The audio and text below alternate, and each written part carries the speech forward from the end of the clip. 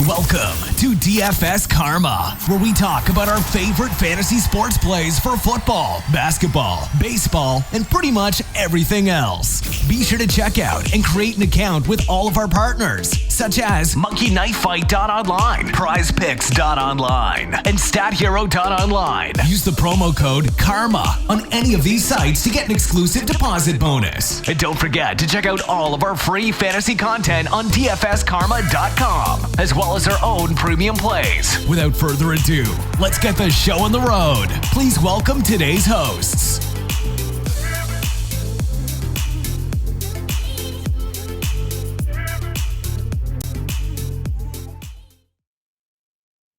Yo, what is up? We are back at the Teen It Up podcast. I'm your host, AC, with DFS Karma. I got my co-host, Sam Sherman. We're back at it. I can't believe it. It's been, 3 months of no sports, no golf. It feels so good to be back. I'm so excited. I have all this data in front of me. We'll get into all this stuff. I'm going to go right to you, Sam. I feel like it's felt like 2 years, but it's been about 2.5 months. And our baby, golf, we get golf back, as fast as any other sport. I mean, I know NASCAR's back, but golf is going to get a lot of eyeballs in these next couple of months because it's going to be one of the most watched sports, maybe potentially ever, just in the grand scheme of things. What the heck have you been up to? I know we've been talking in our Discord chat nonstop for months, playing all the niche sports. I know you're big into the esports as well, running point guard on that. But what else you been doing, man? I mean, working from home. I know you're doing a lot of dog walks. Talk about your new pup you got. Yeah, dude, I went full basic bitch, went straight into the dog thing. We got a new dog. He's hilarious. Yeah, you mentioned it. I don't know. I've had so much fun playing League of Legends. It's been hilarious. I mean, it's at first I was like, this is so dumb. I'm not going to do this crap. I can do something productive. But making projections for that, we're talking in Discord. It's been a lot of fun. I am pumped, obviously, to have golf back. I haven't gotten to go full tilt in so long. I haven't gotten just furious about a cut in what seems like forever. I miss those Friday evenings just being, absolutely tilting until 5 o'clock and then somehow skating by, and then, and of course, there's the weekends where, like you said, it's just full on, you want to just not talk to anybody for 4 days, but golf is the best. I mean, it's funny reading some of the things out there on, people kind of making fun and poking the bear on the 4-day sweat. And I get it, but until you actually really get, wrapped into this little, I guess it's niche to some people, but I view PGA golf as a main sport. I mean, I think there's no better sweat. And you have played a lot of Showdown. I really don't play as much Showdown, but you can get your daily action in Showdown. And frankly, you can hedge, PGA lineups. I mean, it's pretty smart. We do a lot of that talking in our Discord chat. So it's been a long time, but real quick, let me run through the gauntlet here.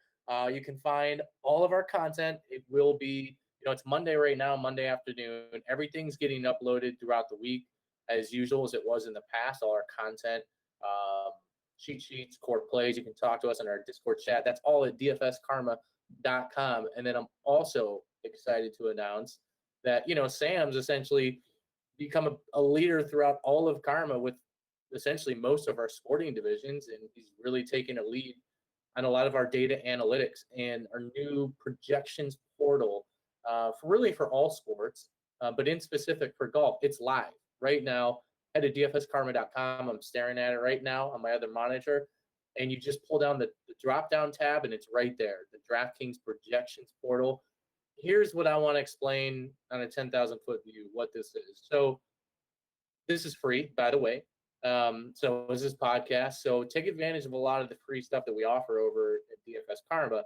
Now, a big goal of mine long-term was how do we make data user-friendly and easier for the average person to essentially understand and dive into things and come to their own conclusions. We have our own opinions. Sam hates my opinions. I hate his at times. I mean, that's the fun of the podcast. But in all seriousness, we do try to provide great knowledge. And these projections portals really dumb down the research for you guys. So there's all kinds of categories to study through, from course history to form. Obviously, there's no form. We'll get into that. Stat ranks, the models. Again, models for these next couple of weeks are kind of just tossed out the window. But you can really do a nice deep dive into the analytics.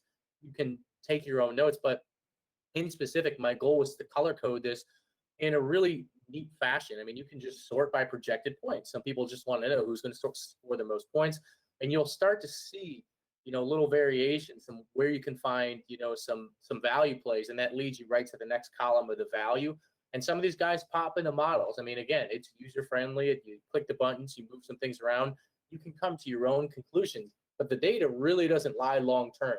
And then finally, probably my most favorite addition to this is the projected ownership column.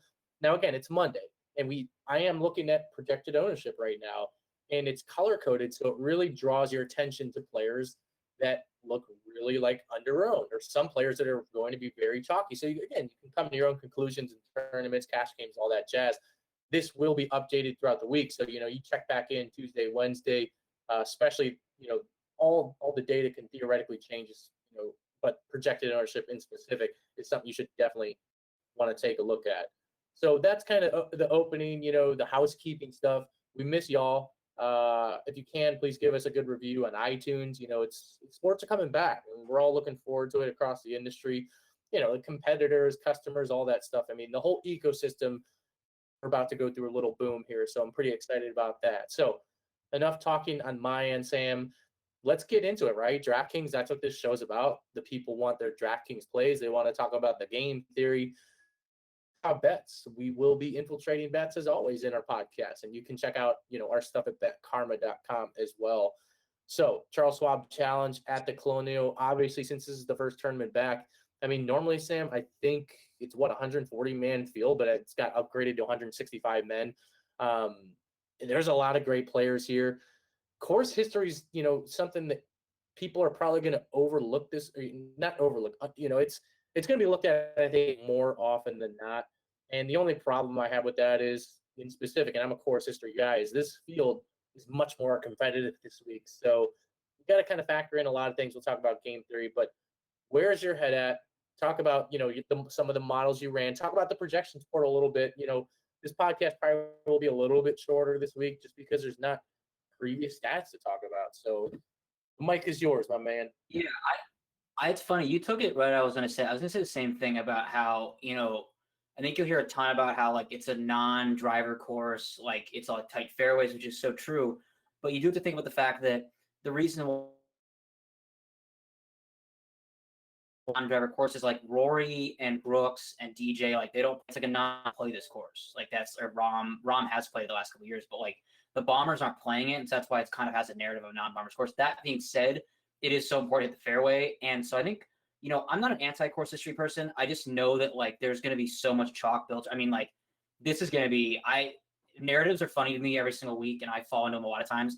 I am hearing from everyone and their mom that like this is like the time that Spieth is going to make his huge comeback. It's like right near where he lives, and like he's about to be, in my opinion, just such a chalk bomb. So I just like I'm more interested not in the course history and not ignoring it, but like looking at the comps that are similar, like Harbor Town or Sawgrass or TPC Potomac, where they're all like less than driver courses, and it's way more important to basically avoid the big scores. I mean, only 2 holes here play under par, and it's the par 5s. So it's not like it's a course. I mean, yeah, Rose tore it up a couple of years ago, but it's not a course you're going to win like 25 under. I mean, it's not like that. So I think it's a great GPP week. There's so much leverage to be had.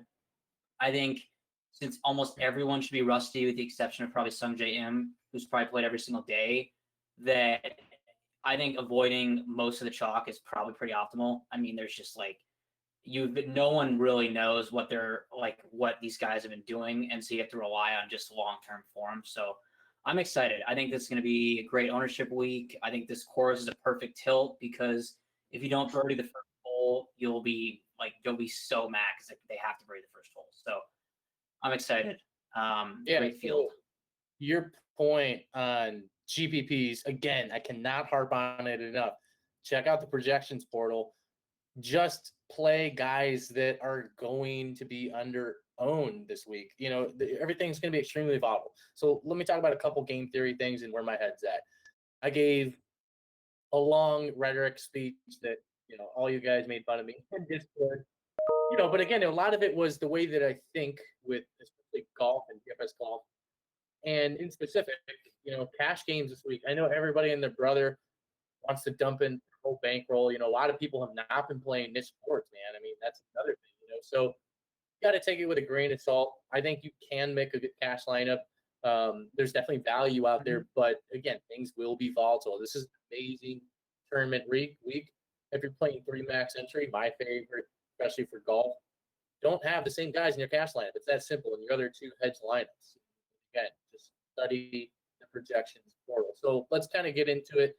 Top guys we're looking at: Rory at 11.8, John Rahm 11,000, JT, my boy, at 10.6, and Bryson DeChambeau at 10.1. We'll stop there. Sam, all these guys are going to be essentially 15% owned. I'm looking at the projection portal right now. Bryson potentially could be a little bit underowned, relatively speaking, but I'll be honest, man. My first take is the way that I built early.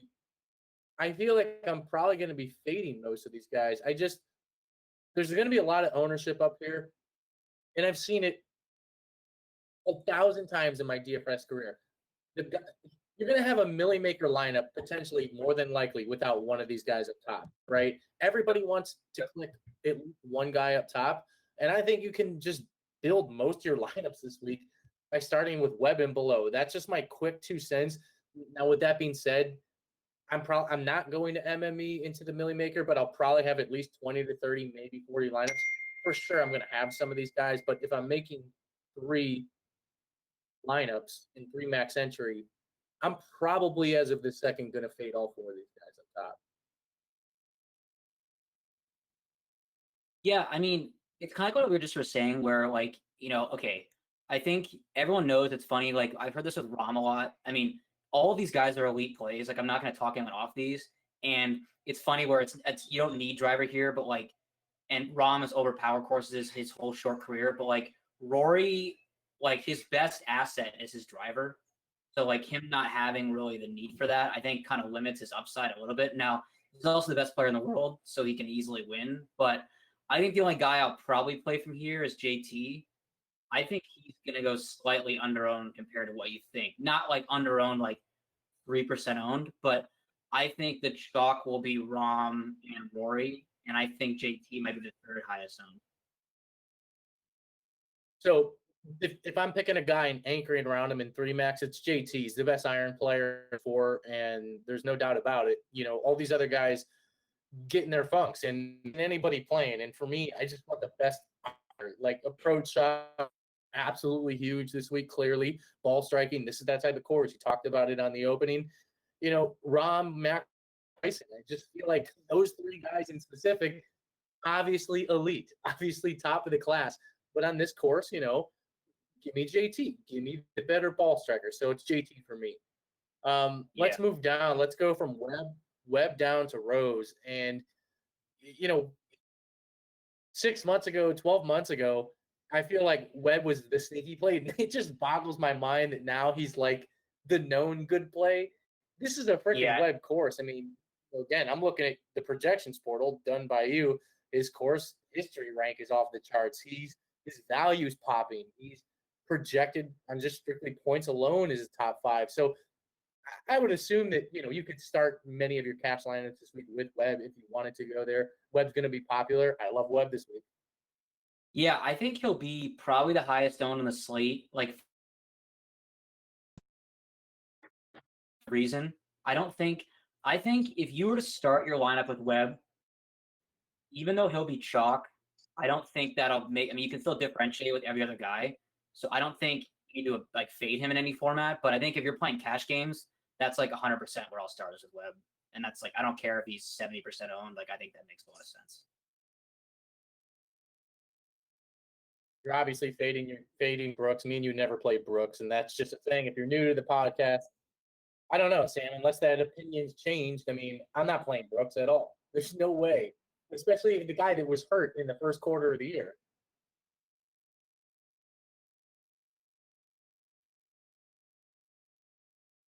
Are you there, Sam? I feel like you're on a delay.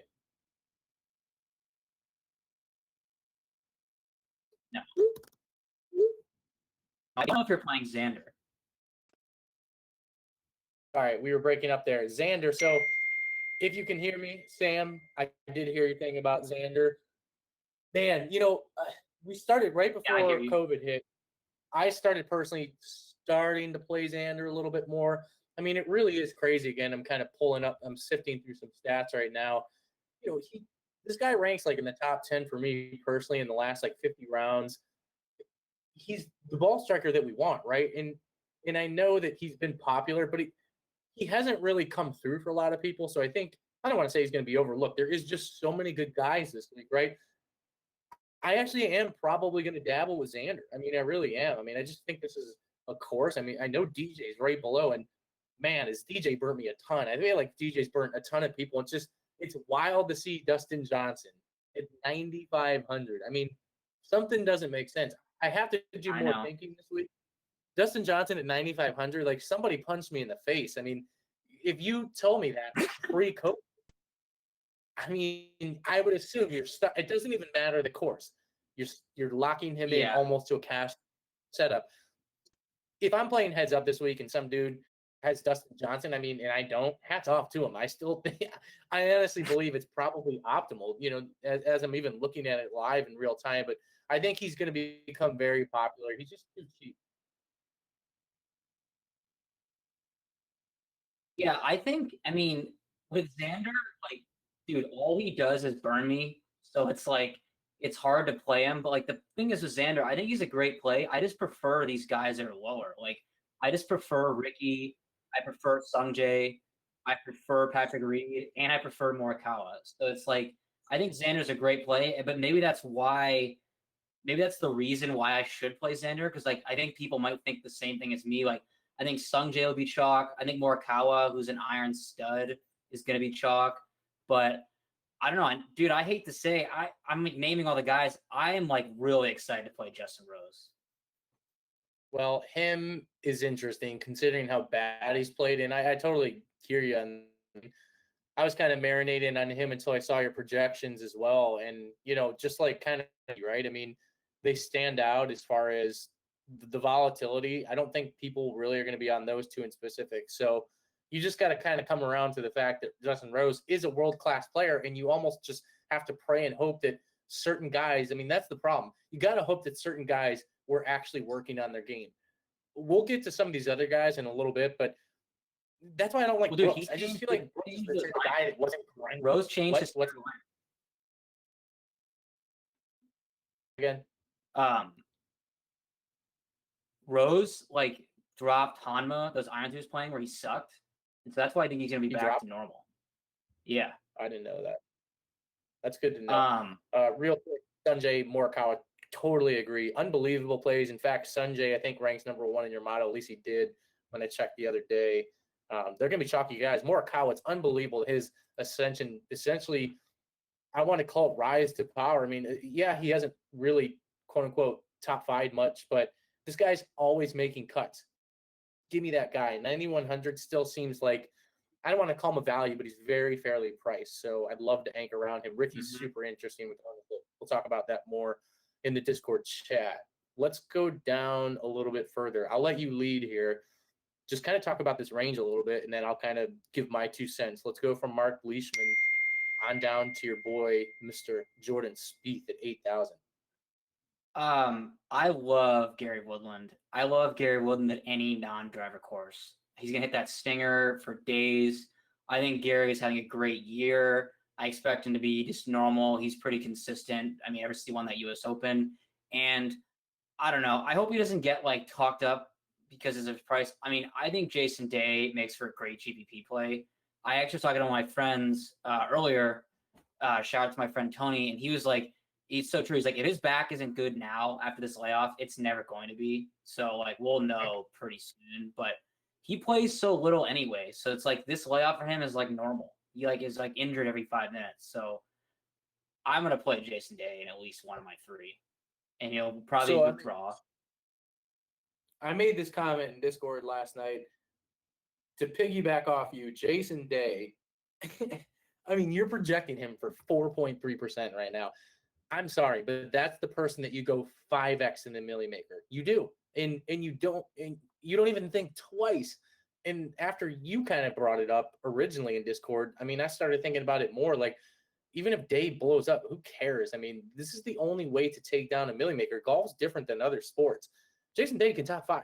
I mean, he's got the freaking talent. And if you're telling me he's going to be 4.3% owned in, this kind of range of a lot of chalk, like, and this, a lot of the smart DFS players will build their lineups always, especially their main builds, kind of just in this range and throw as many guys as they can. I don't think you mentioned Scotty Scheffler, but I think he's going to be popular. He's around, and this is like a Scotty Scheffler. Now, the person that isn't into the DFS trenches probably doesn't know much about him, but if you dive into it, I mean, this guy's like an elite. I mean, this is the type of player, this ball striker you want here. Kuchar's always popular. I mean, how do you not? Kuchar's just always 8,500 to 7,900. I feel like it's every tournament. 8,500. Yeah, I guess you could potentially argue is getting up there for him, but he's gonna make the cut. I mean, that's the thing, dude. I mean, when you're building, I'm not a Kuchar guy. Yeah, I'm not a Kuchar guy, but like my course comps are Harbor Town, which he's won, TPC Sawgrass, which he's won, and Wailea, which he's also won. So, great. So clearly this course fits him pretty well. Now, here's another thing. This is stuff that we'll never talk about, and is you go 3-4 weeks into golf, we won't be talking about these type of things. Here, I'm trying to think outside the box. Like Matt Kuchar, easy personality, just chill. Like I feel like I want guys like that these next few weeks, guys that aren't. Everybody's going to get frustrated. Their games are all off. I don't care how much practice they've been playing. I just want the guys that kind of like, that's why Rahm scares me. The Rahms of the world. I mean, I'm sorry. Rahm is not going to play well. I love him. You know that. That's my boy. I will have exposure, but not in main builds. I mean, I just want the guys that are going to plot around. This is a plotter's course anyways, for the most part. So I love that. Is nobody going to play Finau? I mean, man, this isn't a Finau course, but it's Finau. I mean, he's a baller. Got to get some exposure in the Millie Maker, and we'll check back on ownership there. So yeah, I mean, we kind of had some differences in this range a little bit. The one guy you and I both did not mention, and I'm going to play him, and it's kind of like that same kind of attitude, I guess. He was really in form, and if COVID didn't hit and he kept trending, 8,900, Mark Leishman would be, I think, a lot more popular. As of second, I don't think he's going to be as popular as we think, but this is a Leishman course. I mean, it really is, right? He hasn't missed a cut. What way is a Leishman course?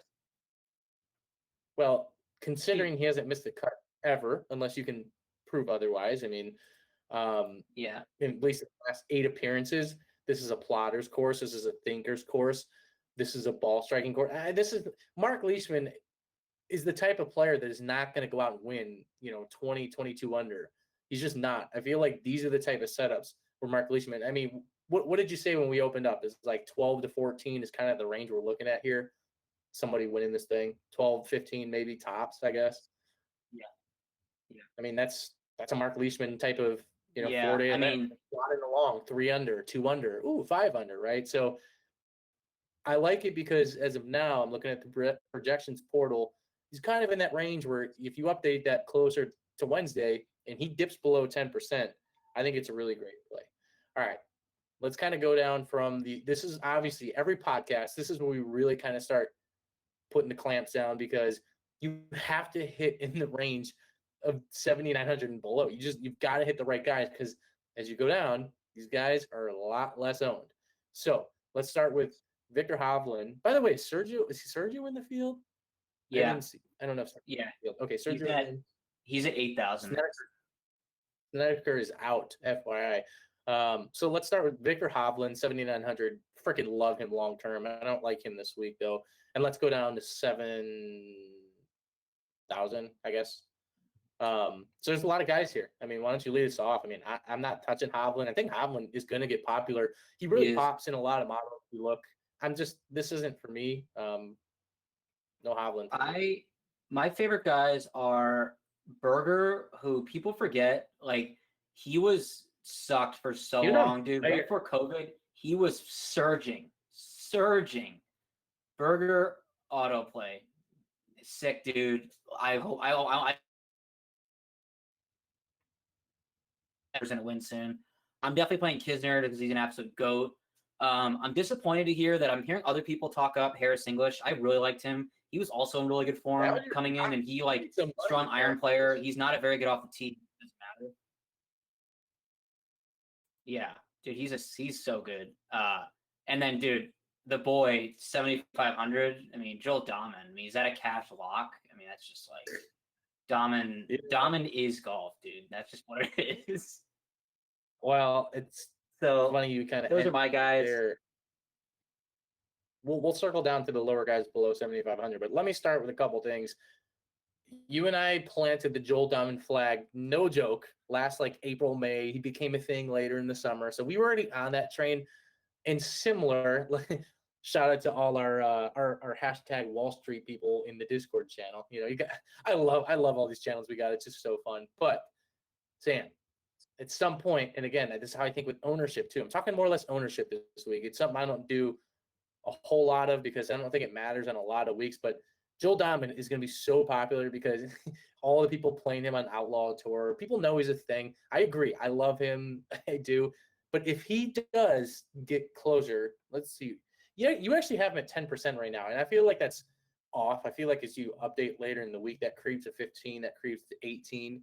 Yeah. I'm not playing Joel Dahman with all these other guys. I could see if the field was shorter, blah, blah, blah. I'm just not. Like, I'm probably going to full fade Joel Dahman, even though I love the guy, and go with the other guys at a lot lower own. I mean, Joel Dahman is not that much better than, and I want to name some other guys here, but yes, I agree. I'm trying to sell the stock is where I was going at with the hashtag Wall Street forum that we have in Discord.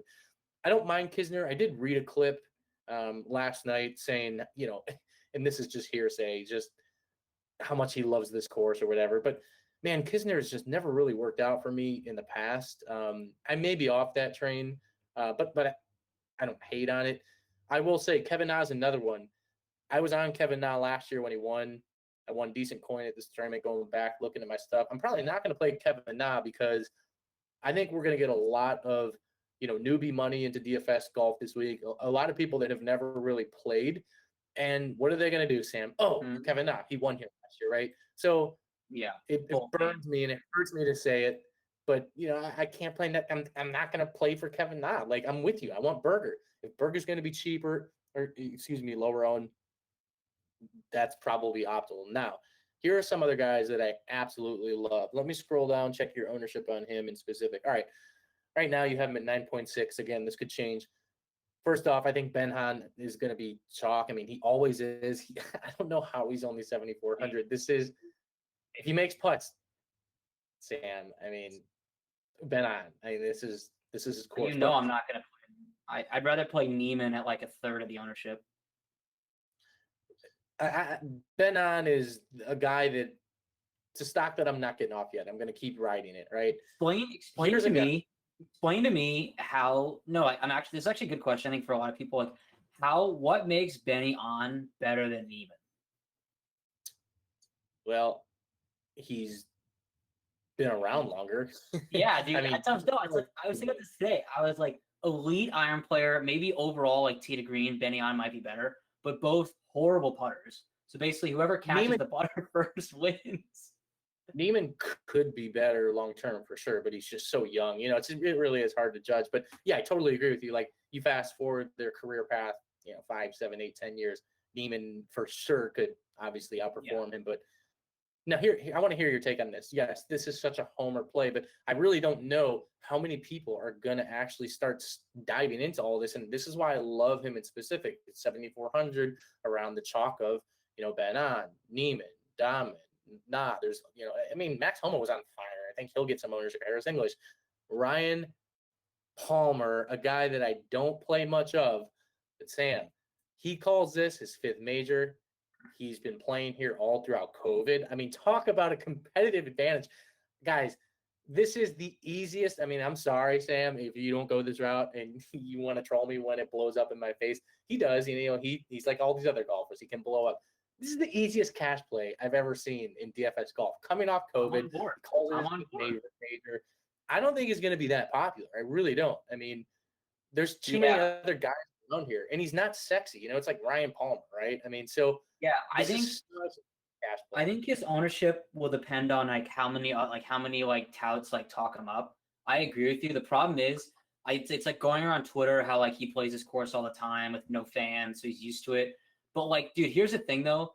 I would say agree with you. Like, even if Brian Palmer in cash is like 25% owned, I don't care because I think Right. 75% of people hate it. Take the free square. Just do it. I mean, Yeah. these are bingo free square of the week. At least you're getting one guy through the cut.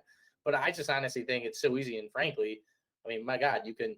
There's a lot to like in this range. I really like Ben on. I know he's terrifying with the putting. You know, I don't even think I mentioned it, but I will be on a golf trip myself this weekend. So unfortunately, I won't get to really live tilt Ben on missing every putt, even though he'll be, you know, putting for 12 feet for birdie almost every hole.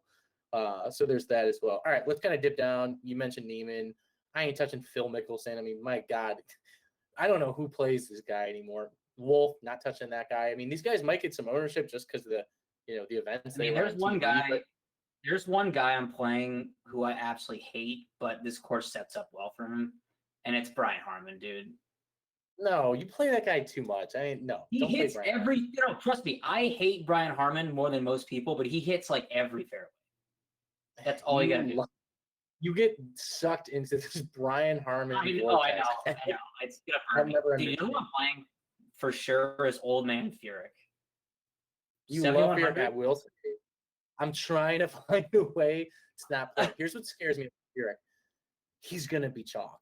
If you just look at, not only I'm sure he's gonna pop your content, dude. Just filter things on the projections portal later, and you'll laugh at how many things he spikes, like the karma value, like the stat rank, the course horse rank. I mean, Jim Furyk is literally all across the board. I don't know. I mean, you haven't projected low ownership right now. I don't think that's the case because people love playing Old Man Furyk. I don't know what it is. Now, here's my COVID take on that. Old man avoiding people. You know, like, I'm really sketched out playing like the older guys here because I think, if anything, they were probably more cautious, probably not grinding as much, just as my humble opinion. People with families were probably staying, you know, more centered to, I mean, rightfully so, anchored to their home life, to their families.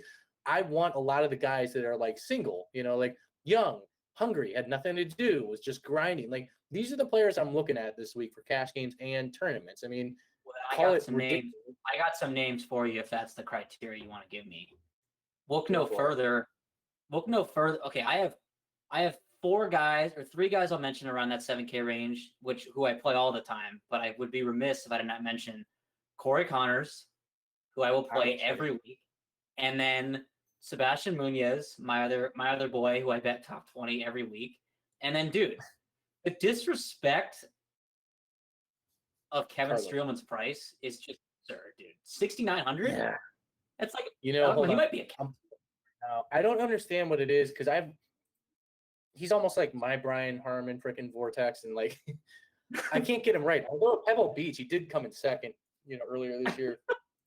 He was on my final thoughts last year. It's funny, like 3 of the guys you just named were, you know, on my final thoughts low tier last year. So, you know, those guys fit the bill. Corey Connors is literally Ben Ann. So if you come back to the projections portal later this week and you're like, oh shit, Sam updated this. Wow, Ben Ann is 22%. You know, I'm playing a tournament lineup. Well, I don't want that. Wait, Corey Connors is 5%. This is how you need to think when you're looking at the projections portal. Corey Connors and Ben Ann, you know, that Spider-Man gift, they're the same player. I mean, legit, the same exact player. You can flip a coin. Dude, there's stats from pre-COVID. Like, if Corey Connors putts even like flat, he finishes like top 10 every time. Like, literally, if he putts literally just not losing, he literally finishes top 10. Like, that's all he needs to do. Corey Connors and Ben Ann are like me in real life when like my game. I mean, that's me. Like, I'll miss -6 strokes putting, you know, and my score just ballooned. So it's awful. But anyway, Streelman might be cash playable. I agree. I mean, I'm not arguing. I like Streelman. I don't think I'm going to go there. You know, I was doing some diving into the numbers on Sunday. I like it a lot. I just, for sure, if you're making, you know, 20 lineups in the 20 max stuff, Millie Maker, you got to get a Streelman lineup or two, no doubt. in one of my 3 lineups, I will light it on fire by playing Sung Kang. I'm not even going to lie about it. That's what I'm going to do. Sung Kang is an absolute freak when he's on. Now, when he's There's off, price he's tag for off. loyal. Yeah, dude. I'm not on Sun King. I'm not gonna lie. I've never really. No one plays it. Dude, no one. I'm like, not only did I start the Sung Kang fan club, I'm the only member. Like, no one has ever joined me in the fan club. Let me rocket ship here a couple of names. These are guys that I really like in player pool, right? I saw you drop something like that in Discord, and these are just kind of in this range. You mentioned Furyk. Hey, speaking of Corey Connors and Ben Ann, I got somebody else for you. And again, normally this guy gets more popular, but Keegan Bradley, 7,100. And honestly, I knew. You got to figure if there's one person that was just working on putting, these guys all have their own greens. Keegan Bradley was probably putting for 3 months straight. And I'm hoping Corey Connors and Ben An were too. Because honestly, for a while, dude, their courses across the country weren't really just open. So Keegan Bradley, I mean, he's right there. I like Eric Van Rooyen a lot. I think he still is the unknown in this category, to most of the American DFS players. I think, obviously you and I have played him. We've talked about him in the past, but this guy is pretty talented, and he kind of does spike at times. Noren's down here, but I'm not touching Noren. I think he might get a little love. I like your calling Sebastian Munoz. I mean, he's been good to us this year, man. A couple other names real quick, and I'll just run through them. Rafa Cabrera Bell is going to be owned. People just want to play him. So for that reason, I'm out. Dude, he's like always 10+%. I have no idea why. He's just not. Here's another for the 9 people still listening. Thank you. When you get to this range in GPPs, do not play the guys that are 10-15% owned in this range. I mean, you're literally shooting yourself in the foot. It's you gain nothing by it. I mean, absolutely nothing. Sure, can that guy win? And you see the guy, of course, but you need the lower owned guys. Avoid the mega chalk guys. So again, check back in the ownership projections. So Bale, I can assure you, I will not even touch. Varner's had a good season. It's not a Varner track, but I mean, there's so many guys here. Taylor Gooch, no one's gonna play him. I mean, dude, 7,000. He's kind of been good to us this year. I'd say you don't like my favorite plays I think the lowest I'll go is like 66, and that's Carlos Ortiz loyalty play. Always will play Carlos Ortiz, and then dude, I think it's 6,700. You want your 1% owned guy? It's Jimmy Walker. Yeah, the thing that concerns me with him, I agree. He actually spikes in your models you built. He spikes in some other models out there. I am concerned with his health issues. First tournament back, I am not touching that. And that's just a medical thing. I mean, I feel bad for him, but can he be fine all 4 days? I guess. But that's just the additional risk that I don't even want to, try at all. I mean, let's be real. Jimmy Walker's not been playing competitive for 4 days since even COVID, and he was an issue before then. Zach Johnson's another one. He popped in my models last year at this time. Just another name to kind of glance at. I actually haven't checked weather. I don't know if you have yet. So Zach Johnson's an interesting player. We are in Texas, right? And if we are, I'm kind of updating projections for weather here real quick. Yeah, it looks fine. So we're good. I was going to say if there was a lot of them, Zach Johnson becomes very playable. One of the best win players out there. Yeah, and below, I mean, I just feel like there's so many good players above. Can you win with one of these guys? I like Scott Piercy. I really do. Scott Piercy, 6,800, kind of seems like he should be in that low 7K range. Looks like he's got pretty good course history here. He's had a decent season. He missed the cut at the Arnold Palmer. Another thing that kind of is in my brain is if you are a really game log watcher guy, which I don't think you need to be or should be, but we're bored, right? There's not a lot of sports going on. I mean, work is whatever, a lot of people at home. I do find it fascinating on some of these guys. If they've had 3 or 4 good rounds in a row and then they had a miscut right before COVID and then COVID was off, that's on their mind. And I remember I was looking at Piercy's stats. He had a 78 at the Arnold Palmer, and that was his last competitive round. So it's been probably eating at him. These guys are all pros. And if you look at the stats for him in specific, again, he's 6,800. He's probably going to be 2% owned. He's had a really incredible 2020 season. So I like Scott Piercy to bounce back a lot. I don't think anybody's going to play him. So that's another kind of dart I'm looking at. And then below, I mean, yeah, you mentioned Carlos Ortiz. I mean, I have to mention my other Brian Harmons, Vaughn Taylor. I see him right there. Oh, dude, At I'm playing 60. Vaughn. Dude, Vaughn is like 50-50 for my cash lineup. Like, I'm not even kidding, dude. He's just, I mean, he'll make the cut, hopefully finish like 40th. But what else do you need? I mean, like, what else do you need? Not much. I mean, he will hit the center of every fairway, which is kind of cool. But other than that, no, we didn't mention, dude. We didn't mention the biggest tilt of all time at 7,100. Grillo? Oh God, I'm not touching that guy. I'm not, dude. I kick that habit. I'm off. I'm not playing Grillo anymore. We have one golf emoji in our whole Discord of the red stamp through his face, and it's Emiliano Grillo. I promise you, if you play him, he's gonna be +5 after 3 holes. Especially after COVID, I am not tilting Grillo. I'd rather other golfers go down than go back to the sucker train, which is why, some of these Keegan Bradleys of the world, like I almost just don't want to do it because I know better, right? Like I'd rather some other guys screw me than some of these other guys. But yeah, I mean, you can get cute. Mean, I think there's a few guys in this low 6K range that you could probably, if you're making 50 lineups, 150 lineups, I would definitely have exposure to a couple of these guys below. But just got to call your shots. So why don't you real quick, Sam, before we circle up, kind of finish up, you dropped some bets in Bet Karma Discord, I believe. What are you on right now? I'm actually I have not made any bets in full disclosure yet. And frankly, I'm not too thoroughly enthusiastic about it this week. I'm going to put some out there, but it's just so hard to trust these guys right now. But I will be looking for strictly value. I mean, I probably won't bet anything above 25 to 3,500. Yeah, I bet Ricky at 28 because that seems like normally he's so bet down, like just because he's Ricky. I haven't seen a price that high in a while. I bet Rose again, same as you do. Rose, I got 50 to 1. I mean, that's absurd. I mean, for me, like just Rose. Now. Yeah, I mean that's a crazy number. And then my FOMO bet, I will bet Neiman every tournament until he wins. So I bet Neiman obviously, and then I bet one of my guys who I think is gonna have a win soon, Abraham Answer. Lock it in wherever you get him. He's gonna win soon. Great iron player. Oh man, we didn't talk about him. He's only 7,300. He's gonna be popular because people know he is mispriced. I think. I think so too. It's a good cash game play. So I like those picks a lot. I'm kind of scrolling through right now, to be honest. And this is how the betting industry is, right? I mean, we've got over 750 people in the Bet Karma Discord right now. And the one thing that the entire community over there just loves to do is kind of tail some of these, I guess, lottery ticket plays, right? So I'm actually going to be tailing you right now at Neiman. I'm looking at the odds right now, some of these deeper ones. Ryan Palmer, again, to me, it's just, this is an auto bet. I mean, 80 to 1, it's his home course, his caddy there. They played all during COVID. I mean, geez, I get it. It's Ryan Palmer, but that seems like a no-brainer. I'm scrolling up real quick. Hang with me because I do want to look at a couple others I like. Man, that does suck that Rose moved up from 50. You got him at 50, you said?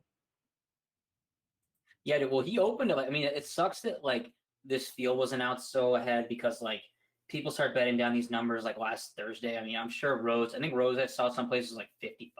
Man, it's, crazy. I think Ricky on DK Sportsbook was, 35 at one point. Dude, I cannot wait for DraftKings Sportsbook to get approved in Ohio. And actually, since I will be crossing the border to Virginia for golf this weekend, I think I can make bets, right? Live bets, as long as I'm in that state boundary. So pretty pumped about that. So Spieth, I'm going to put a bet on Spieth. I know. You talked about it. And I actually agree with everything you said on the whole Spieth rhetoric. But I'm not going to not be on Spieth when he actually does just win. And it's going to be, you watch, it's going to be the first week post-COVID. And it'll be like he never lost. Oh, I know. So I'll be on that. Interesting to see Gary Woodland at 50 to 1, especially like you talked about earlier, the way that he kind of sets up for these type of courses. People think he's just a bomber. I do like Matt Fitzpatrick 50 to 1. I don't know if I'll put a bet on him, but I'm kind of flagging it right now. And then let me go deep. Let me go deep here. Let me go a little bit deeper than you. A couple more, and then we'll sign off here. Wow. I have to because we talked about him. Corey Connors, I'll put a couple bucks, literally $2, $3, $5, 125 to 1. But look, he makes putts, man. I'll bet. I'll bet think about it. Think about it. He goes 7. He gets somehow he's 6 under going into the weekend. I don't care what anyone says. Corey Connors can win because he has that type of talent. And then finally, is there any other big darts down here? Wow. Hey, I mean, if weather was an issue, I'd say Jim Furyk, like you said, at 150 to 1 is interesting. I just don't think he's got it in him. Sebastian Munoz, 150 to 1, right? So I guess those are a couple of the apps, complete lottery tickets. This is not how I really bet every week, but I think it is fun to just toss a couple bucks in some of the really deep guys and find the guys in the 40, 50, maybe 70K range. Go from there. So that does it. Appreciate you all kind of hopping back on with us. It's been a long overdue wait. I think hit the 35, 40-minute mark. We'll try to keep it in the 30-minute mark for most of our podcasts. We found that sweet spot and people really liked it. If you can, please give us a shout out, on iTunes. Give us a great review. That totally helps us out. You can follow all of our content, dfskarma.com. You can subscribe to our packages under the subscription button. And hey, let's win some money this week, right? Like at the end of the day, and that's what this is about. Our community is like, there's literally different people winning in all these different sports all the time. It's actually really great to see. And hopefully y'all are one of them and tag us on the Twitter machine and we'll see you next week. Thanks guys. Talk to you then.